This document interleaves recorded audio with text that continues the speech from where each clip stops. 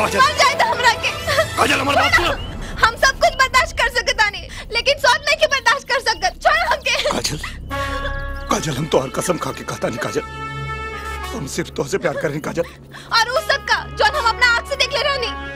काजल कबू आँख के देखल भी झूठ हो जाला काजल। वो सब हमरा के कुछ नहीं के पता। छोड़ हमरा के।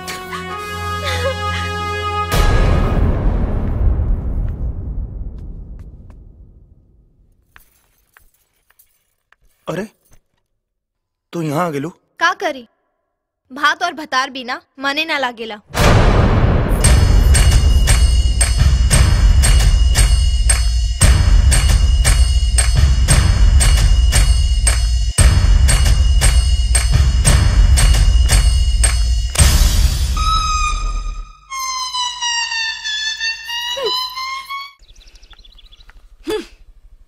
ये का ढंग से आँख खोल के पढ़ लो। हमनी के बर्बादी के इस्तेहार छपल बा में। का छपल बा भैया? अरे ससुरा दीपकवा तक घर ऑफिस बंगला कुल बेचाता। काल उ सारा प्रॉपर्टी बेच के सब पैसा लेके चल जाई, और तू लोग यहाँ हाथ पे हाथ धर के बैठल रहा। हाँ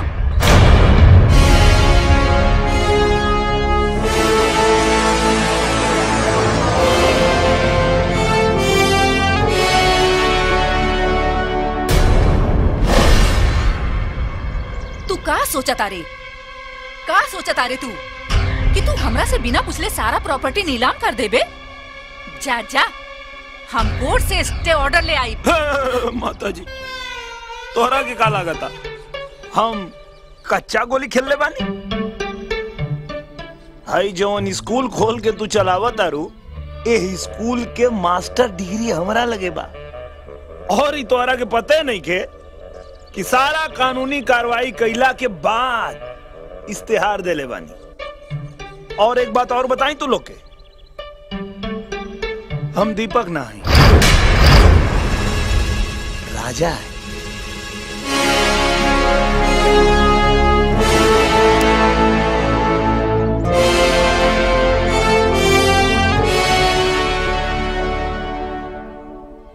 अब पता चल गया ना?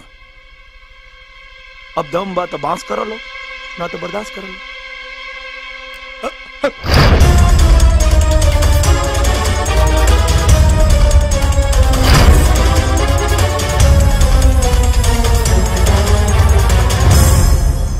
चला ड्राइवर। राजा कल नीलामी होते ही आधा पैसा हमारा अकाउंट में आ जाए कि चाहिए? एकदम।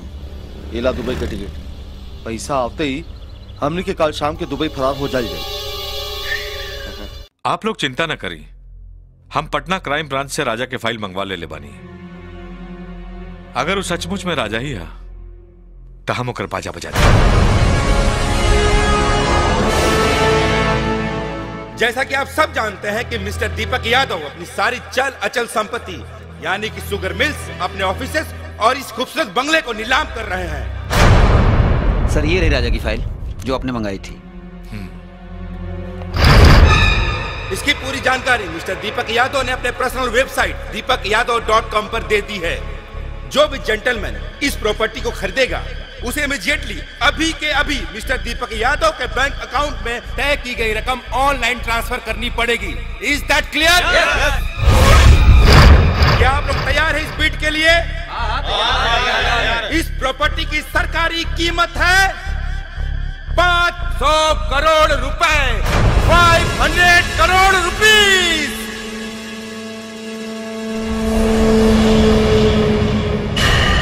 तो बीट शुरू की जाए। 550 करोड़, 550 करोड़ रुपए, 550 करोड़ एक, 600 करोड़, 600 करोड़ दो, 750 करोड़, 750 करोड़,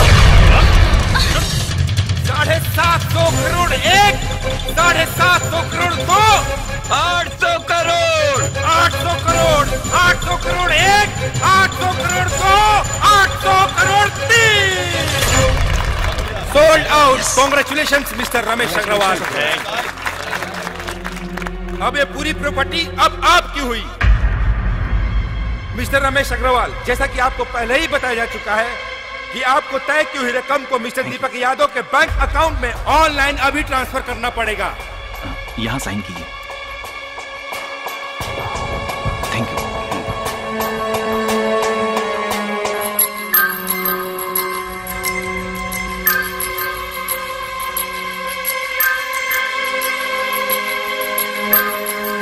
अभी कभी आधा पैसा हमारा अकाउंट में डाला। हाँ डाल दे। हेलो, अपना प्रॉपर्टी के तो नीलाम कर दे, लेकिन अपना दू को मेहरारू और अपना बहन के इज्जत के नीलाम होके से कैसे बचेबे? और अगर बचावल चाहता रहे तो चौका घाट वाला स्टील फैक्ट्री में आ जाओ। हेलो हेलो, कहा सोचा तारा? हमारे अकाउंट में पैसा डालो ना। हाँ ऐसे तोर पोल पट्टी पूरा खुल गई बा राजा। अब तोरा के पूरा जिंदगी जेल में सड़ाई।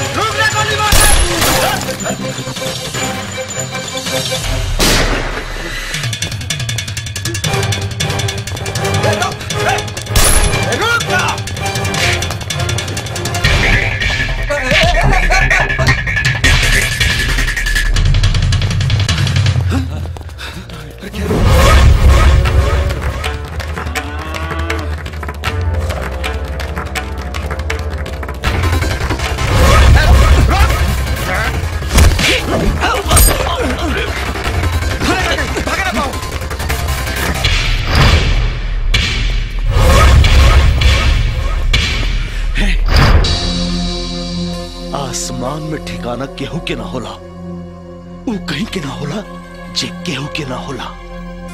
कारे तोरा जैसन भिखारी के हम 800 करोड़ के मालिक बनौनी और तू हमरा के पकड़ल बनावता रे। बता पैसा हमरा अकाउंट में काहे ट्रांसफर ना कर ले? अरे डाल देनी ना, का बात करता? अब अकाउंट चेक करा, अपन 400 करोड़ डाल दे भाई। ज्यादा होशियारी ना, ना तो हिजा छव के छव ठोक दे। बता पैसा केकरा अकाउंट में बा? पैसा दीपक के बहन सोना के अकाउंट में चल गए। अरे बेवकूफ, ओकरा अकाउंट में काहे डाल देले? काहे डालने मतलब? वो हमरा के राखी बन ले रहा था, हमार भाई ओखला के ना तो कुछ फर्ज बनला कि ना? अरे बकलोलवा, अरे एगो राखी के बदले में 800 करोड़ दे दिले।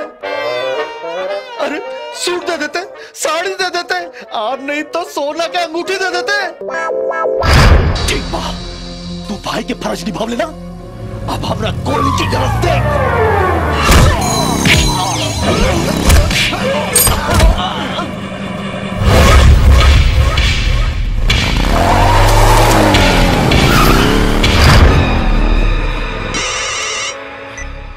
हाँ मुन्ना बोल। हाँ विशेष भाई, हो रजवाड़ा नीलामी के सारा पैसा दीपक का बहन के अकाउंट में ट्रांसफर कर देले बा। का बात करता है? ओकरा मुंह से हम खुद सुननी हां। काबिल भैया, अरे वो रजवा नीलामी के सारा पैसा दीपक के बहन के अकाउंट में ट्रांसफर करवा दिलस। का बात करत अरे सही कहा तानी, वो रजवा अपना मुंह से मुन्ना के बतौलस।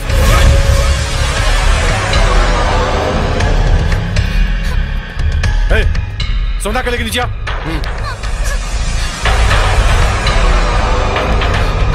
चल चल चल।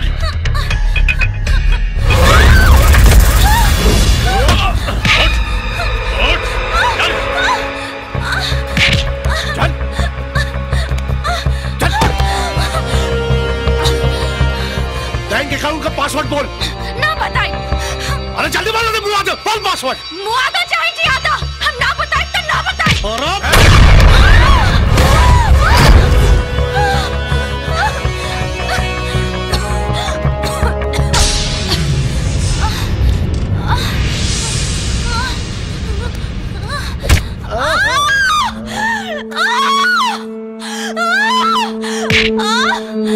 चाहे है? पासवर्ड बोल, पासवर्ड बोल, ना बताई। पासवर्ड बोल। ना बताए।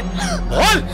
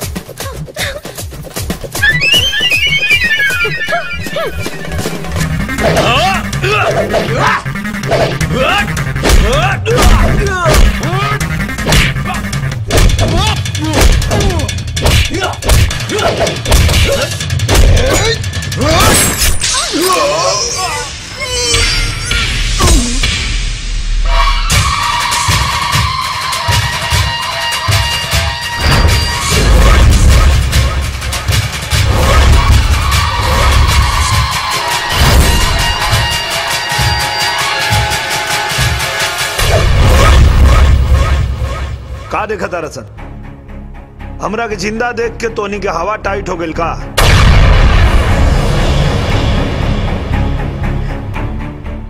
का हो ब्रजेश चाचा, तोरा के तो हम अपना माथा पे बिठा के रख ले रही, लेकिन तू लोग साबित कर देला कि जूता चाहे चमड़ा के होखे या सोना के, जूता के हमेशा पैर में रखे के चाहिए।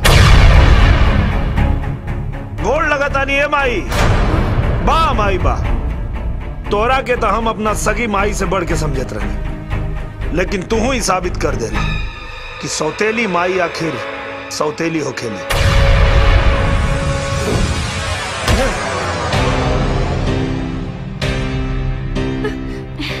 हम खुद बरगद बनकर छांव जमाने भर को बांटते रहे और हमारे अपने ही हमें रोज थोड़ा थोड़ा काटते रहे। तो हमरा मारे के तो बड़ा बढ़िया प्लान बनैले रहला, लेकिन वो कहावत सुन ले बड़ा ना, जाको राखे साइया मार सके न कोई। तो हर आदमी हमरा गलतफहमी में राजा पे अटैक कैले रहनी।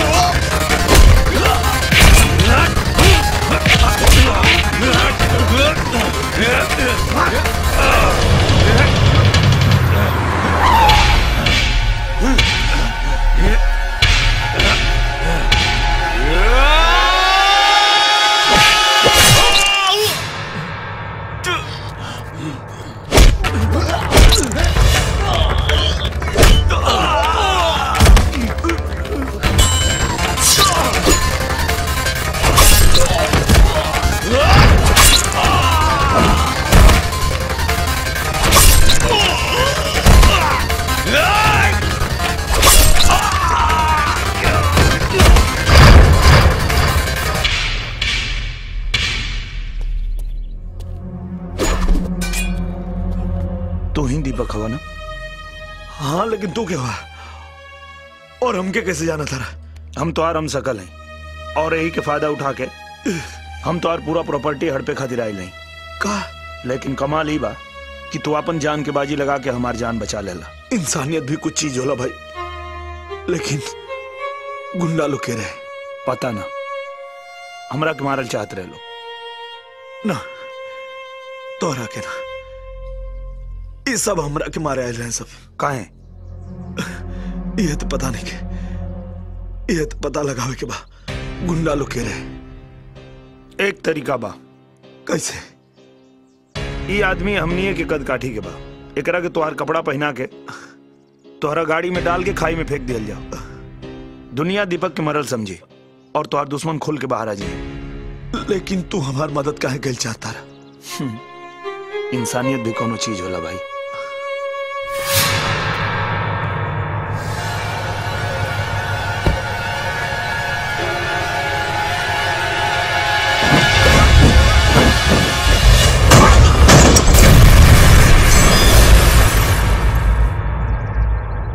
हमरा के मरल समझ के तोनी के अपन जात बता देलसन। हम और राजा मिलके तोहनी के औकात बता देनी है। ठीक से याद करो लोग, जब तोहनी लोग दीपक के मरल समझ के सोना पे अत्याचार करत रहा लोग, तब तोहनी लोग के बैंड बजावे खातिर हम आइल रहनी।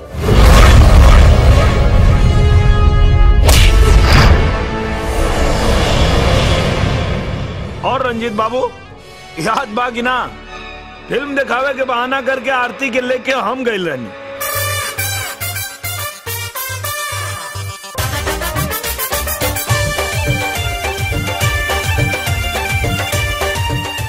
और आरती के मोटरसाइकिल पे बिठा के हम ले गए रहनी।